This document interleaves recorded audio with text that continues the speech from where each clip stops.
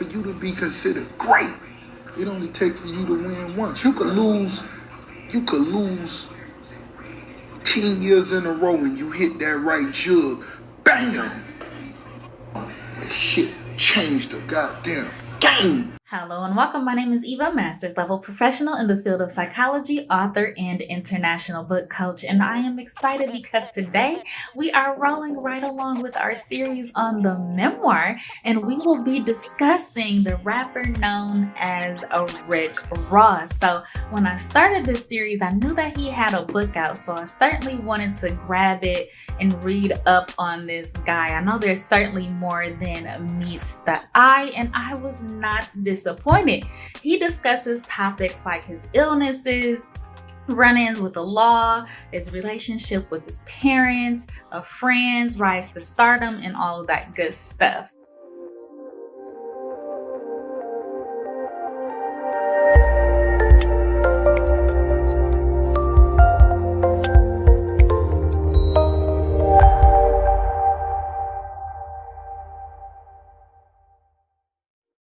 You are going to learn two things from this video. One, you're going to learn a little bit of info about Rick Ross, and two, I'm going to point out the structure, some elements in his memoir that sort of form the groundwork of memoirs in general. So just in case you would like to pen your own story one day, you understand the basic concept or outline. So let's go ahead and jump right in with a few facts, starting with where Rick Ross was born. He was actually born in Clarksdale, Mississippi, January 28th, 1976, because his mother was from Mississippi and wanted him to be raised in a small town among family.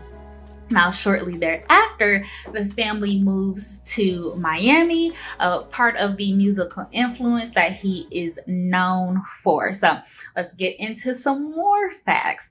So one of his first rhymes that he penned, so to speak, was done at the insistence of his music teacher, Miss Nellie. She wanted to encourage the youth, as so many teachers do. But instead of coming up with some, nice rhymes about, maybe his friends and hanging out on the playground, Mr. Ross decides to pen a song entitled "Where the Hoes At." So if you want to flip to page 44 in his book and take a look at his song, he kept it all of those years, and he wrote it in 1986, which would have made him just 10 years old. So he certainly had a vision very early on. This is one of those things. I'm clear you're an artist, clear you write great music, but also how you are positioning yourself as a real empire. He also ghost wrote for Trina on Slip and Slide Records, and it took him 10 years and several different music labels before he made it to the superstardom that we know him for today. So now let's get into some elements of this memoir and get into the text examples themselves. Now, one of the main elements of a memoir is to discuss your early childhood or upbringing, and this is going to help the reader sort of understand those primary characteristics that you developed early on that help service you in the future. So in Rick Ross's case, we see the context in which he grows up. So he's grown up in Miami during the 80s. And so if you're not too aware, during this time, the crack epidemic is really a serious problem in Miami. So you have the Colombians feuding with the Cubans and the Colombians feuding with the Haitians. So there's literally violence in the streets. There's race riots happening at this time. Gang violence or culture wars happening during this time. So you have this beautiful setting of Miami, but essentially chaos and destruction going on all around. So let's hop into this text and take a look at his words directly. So on page 35 of the hardcover book, he discusses what he saw one day when he stepped out of his home just steps away into his backyard where a couple of people, crackheads, he basically calls them, are smoking in the bushes behind his house. And so he really does a good job of developing imagery and really painting a picture for his readers. So he writes, "Behind my house was a set of housing projects.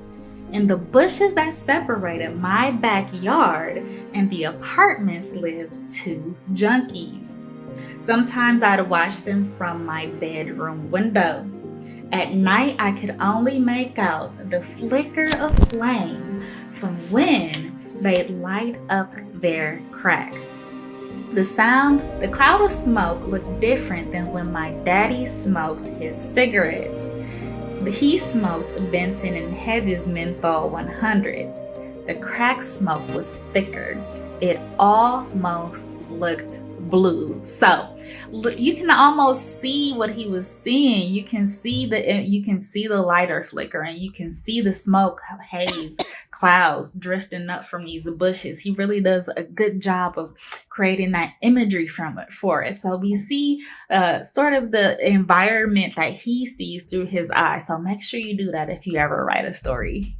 Another part of the memoir you want to discuss is who this person is influenced by. Now, this could be a parent or a relative, someone close to them, or it can be a famous person who they have been looking up to for inspiration. So, for example, Rick Ross describes being spellbound by the Two Live Crew and Too Short. So when he hears this music for the first time, his buddy lets him hear the records, and he is just completely taken by the lyrics. He's completely taken by the music videos, the lifestyle that he's seeing. So essentially, he decides to chase these things. So within the text, he describes sort of the moment where he decides, this is what I want to do with myself. So page 115 of the text reads, "I was a fat, handsome blank who wanted to be rich. I wanted to have a $500,000 car and a $3 million house.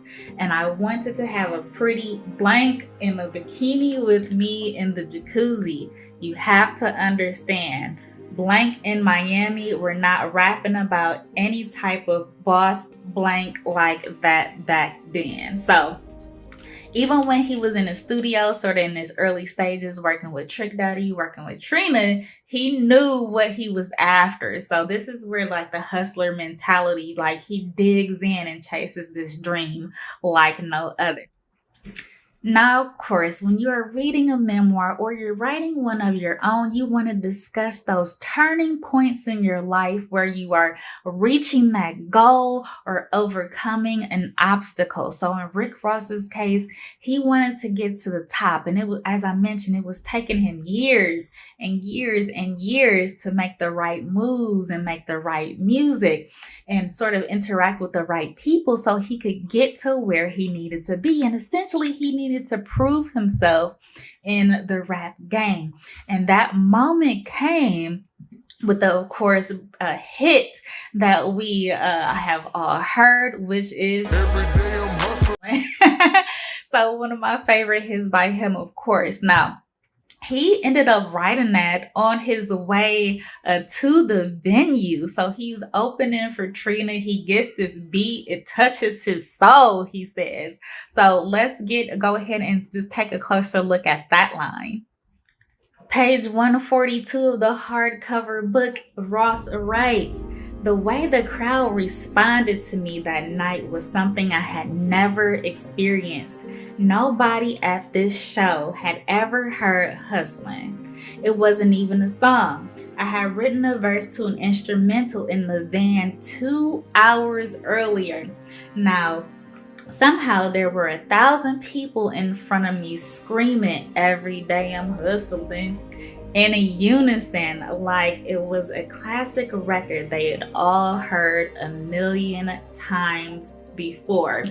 And so, like I mentioned, I'm a fan of Rick Ross, so I follow some of his interviews and everything. And I remember one interview he gave where he said, "You only have to hit once. And that basically sums up the turning point of a memoir or any good story, where you go from being on a side where you're struggling to reach that point you're trying to get to that breakthrough moment where everything changes and essentially life will never be the same again. So good stuff. There's lots of good stuff in this memoir. I definitely recommend that you check it out. And of course, I'm going to give you some homework. Now, there are plenty elements of the memoir. So one of the things that I wanted you to do when you read is to identify some of the people in his life that had a meaningful impact on him. And I want you to identify some of those sort of weaknesses or vulnerabilities that he mentions in the text. Some of the really prominent things in the media you have maybe have heard about him is something about his the seizures he was having. There's a few scares that left him in the hospital. You might have heard of him getting into different sort of being shot out a few times. So he definitely covers those things in the text, and I definitely want to recommend it. Go check it out. All right, until next time, be happy and confident speakers and writers.